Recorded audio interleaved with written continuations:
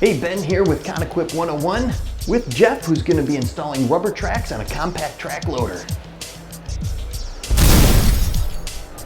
I'm Jeff from Bobcat of Buffalo. We're going to take off a rubber track and install a new one on a T650. For this job, you're probably going to need any ratchet will work. You don't have to have a long extended ratchet. A 7/16, a 3/8, and a 9/16. The 7/16 would take out the grease fitting if you had to, because the grease fitting is actually a pressure fitting too, and if it's not holding, you want to change it. 3/8 will break that bleeder valve free, and the 9/16 is most Bobcats is the covers on all the tracks. Excavators are metric. You'll need a good pry bar, maybe 2 pins or pipes that are heavy enough to break the idler free, and a battery powered grease gun is recommended because it's a lot less strenuous. You want to make sure with a machine this size that you have good jack stands and jacks. We had the 5-ton jack, and the 2 little jack stands are like 3,000 pounds a piece, and the bigger ones I think are 10,000. And the most important thing you need is a good buddy and a couple of Gatorades. Okay, first we would have jacked it up, put it on jack stands, and next what we're going to do is remove the cover from the adjustment cylinder and remove the grease. And then you'll see a grease fitting in here and a pressure fitting.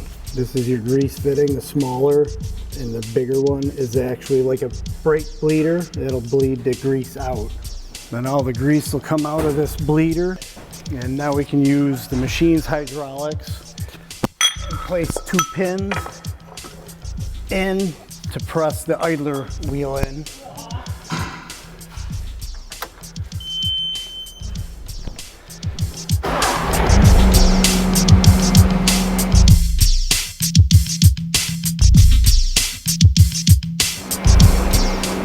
And you can actually use these pins to help walk the track off.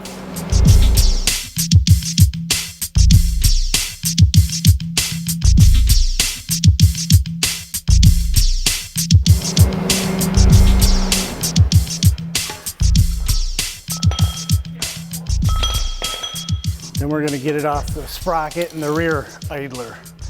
Just use your pry bar, go up under the lips of the teeth and get the track to walk out. Get it to come under the rear idler. And now it's ready to come right out. And that's getting the old one off.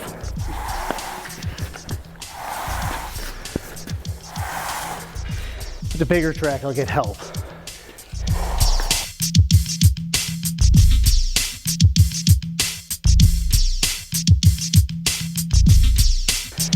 Get it close, and the first thing you want to get the back up onto the sprocket and then work backwards.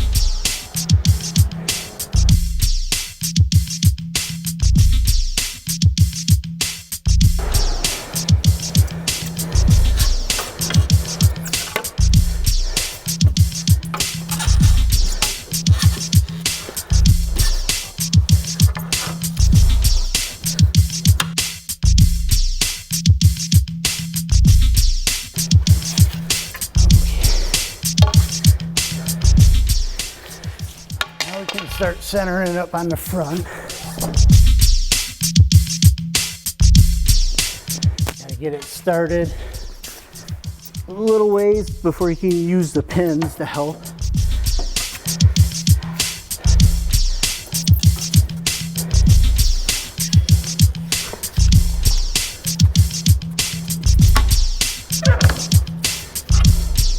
What we're trying to do is get those teeth to get beyond the frame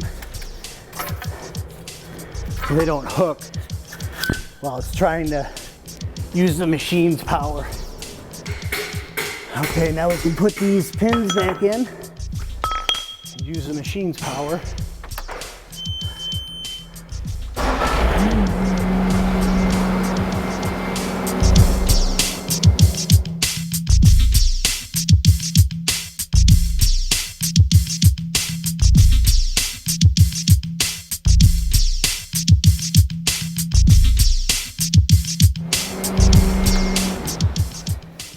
And now we're ready to clean up this old grease.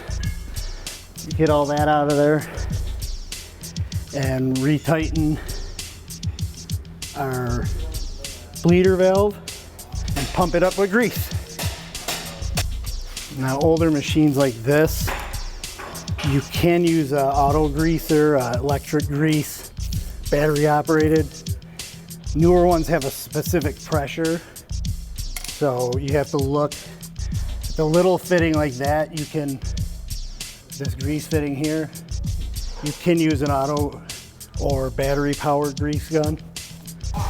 And this is one of the battery powered grease guns you can use, but check your service manual or owner's manual. It'll explain if you can or can't use a auto greaser, because the newer style machines have a specific pressure for that greaser, and you can hurt it and it will cause your tracks to leak and they'll fall off.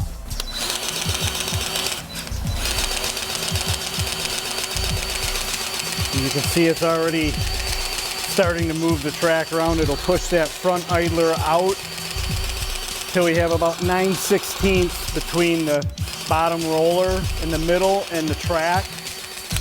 And again, all books will have the distance here. Each machine may have its own specific. Always check your manual. It'll show you rating the track tension for that specific size. And new tracks, you don't want to over tighten them because they will stretch in, and you'll have to retighten them again.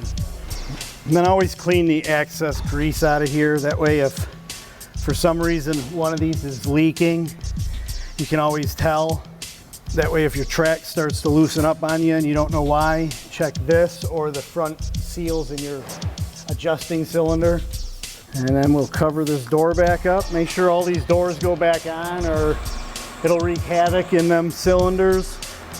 You get more dirt in there, the less easy it is for that stuff to move. This cover usually has 2 bolts, one snapped off on this customer. That's that. Now we can drop it down and be done.